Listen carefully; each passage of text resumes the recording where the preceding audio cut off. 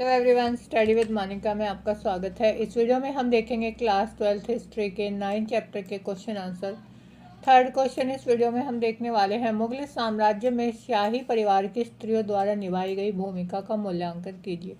यानी जो मुगल साम्राज्य था, मुगल दरबार में जो महिलाएं थी उनकी क्या भूमिका थी, उन्होंने किस तरह से जो है कार्य किए वहाँ पर। मुगल शाही परिवार में बादशाह की पत्नियाँ, उपपत्नियाँ यानी उपपत्नी, उस समय पर जो मुगल शासक थे उनकी एक नहीं बहुत सारी जो है बीवियाँ होती थी। तो वो जो बाकी जो जिनको खास महत्व नहीं दिया जाता था उनको उपपत्नियाँ बोला जाता था। और उसके नज़दीकी व दूर के रिश्तेदार, जैसे उनमें माता, सौतेली माताएं, बहन, पुत्री, बहू, चाची, मौसी, बच्चे आदि, ये सारे। इनके साथ साथ और कौन होते थे, जो महिला परिचारिका यानी जो महल में काम करने वाली जो औरतें हैं वो, और गुलाम शामिल थे। नूरजहाँ के बाद मुगल रानियों और राजकुमारियों ने महत्वपूर्ण वित्तीय स्रोतों पर नियंत्रण रखना शुरू कर दिया। शाहजहाँ की पुत्रियां जहां आरा और रोशन आरा को ऊंचे शाही मनसबदार के समान वार्षिक आय प्राप्त होती थी। यानी जो मुगल साम्राज्य में जो महिलाएं थी उन्होंने भी जो है अपने वित्तीय स्रोतों पर अपना नियंत्रण रखना शुरू कर दिया था। वो भी जो है उसमें राजकाज में जो है हिस्सा लेने लगी थी। जो मुगल शासक शाहजहाँ थे उनकी पुत्रियां थी दो, जहां आरा और रोशन आरा। उनको ऊंचे शाही मनसबदार एक पद होता था, उनके समान ही उनको वार्षिक आय भी मिलने लगी थी। इसके अतिरिक्त जहां आरा को सूरत का जो बंदरगाह नगर था, वहाँ से सूरत जो है एक बंदरगाह नगर था, वहाँ से विदेशी व्यापार काफ़ी किया जाता था, जिससे काफ़ी फ़ायदा होता था। तो वहाँ से भी जहाँ आरा को जो है राजस्व यानी जो कर होता है वो मिलता था। संसाधनों पर नियंत्रण ने मुगल परिवार की महत्वपूर्ण स्त्रियों को इमारतों व बागों के निर्माण का भी अधिकार दे दिया। यानी जैसे जैसे उनकी एक इनकम जो है होने लगी, उन्होंने जो है राजकाज में अपना हिस्सा लिया, तो उसके बाद उन्होंने इमारतों का भी निर्माण करवाया, बागों के निर्माण करवाया काफ़ी। जहां आरा ने शाहजहाँ की जो राजधानी थी शाहजहानाबाद, जिसे आज हम दिल्ली बोलते हैं, पहले उसका नाम शाहजहानाबाद था, उसमें कई वास्तुकला जो है परियोजनाओं में हिस्सा लिया। शाहजहानाबाद के चांदनी चौक की रूपरेखा जो है वो जहां आरा द्वारा बनाई गई थी। यानी हम देखते हैं चांदनी चौक जो दिल्ली का एक फेमस जो है एरिया है, उसकी जो है रूपरेखा किसके द्वारा बनाई गई थी, शाहजहाँ की जो पुत्री थी उसके द्वारा, जहां आरा द्वारा। जब अकबर ने अबुल फजल को अपने शासन का इतिहास लिखने के लिए नियुक्त किया, अबुल फजल जो है एक दरबारी कवि थे अकबर के।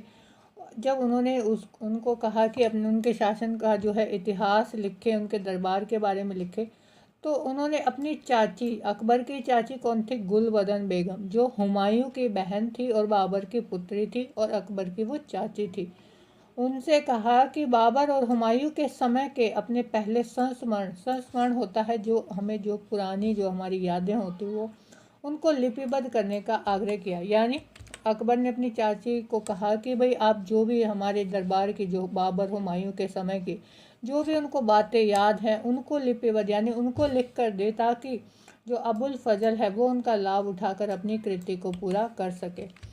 गुलबदन ने जो लिखा वह मुगल बादशाहों की प्रशस्ति नहीं थी। प्रशस्ति का मतलब होता है किसी की प्रशंसा करना।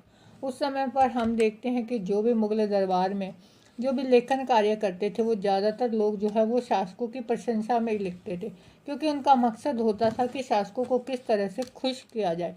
लेकिन गुलबदन ने जो लिखा वो बादशाहों की प्रशस्ति नहीं थी, यानी उनकी प्रशंसा के बारे में उसने नहीं लिखा, बल्कि उसने राजाओं और राजकुमारों के बीच, राजाओं और राजकुमार यानी उनके राजाओं के पुत्रों के बीच चलने वाले जो भी तनाव या संघर्ष था, संघर्ष किस चीज़ को लेकर होता था उस समय पर, ज़्यादातर शासन को लेकर, गद्दी को लेकर ही संघर्ष होते थे पिता पुत्रों में। जो कई बार जो राजकुमार हैं वो राजाओं की हत्या भी कर देते थे गद्दी को प्राप्त करने के लिए। तो और इन संघर्षों को सुलझाने में परिवार की उम्र दराज स्त्रियों की जो महत्वपूर्ण भूमिकाएं थी उनके बारे में गुलबदन बेगम ने विस्तार से लिखा। यानी ये नहीं है कि उन्होंने सिर्फ जो है उनके दरबार की प्रशंसा की हो या उसके बारे में लिखा हो, बल्कि उन्होंने लिखा कि किस तरह से जो राजकुमार और राजा हैं उनमें संघर्ष होता था, और उनका जो है उनके संघर्षों को या उनके तनाव को सुलझाने का काम कौन करता था, जो वहाँ की जो उस समय उनके जो दरबार में या फिर उनके परिवार की जो बुज़ुर्ग महिलाएं होती थी वो जो है उस तनाव को सुलझाने का प्रयास करती थी। तो इस तरह से जो शाही परिवार की महिलाएं थी, उन्होंने जो है मुग़ल साम्राज्य में एक महत्वपूर्ण भूमिका अपनी निभाई है।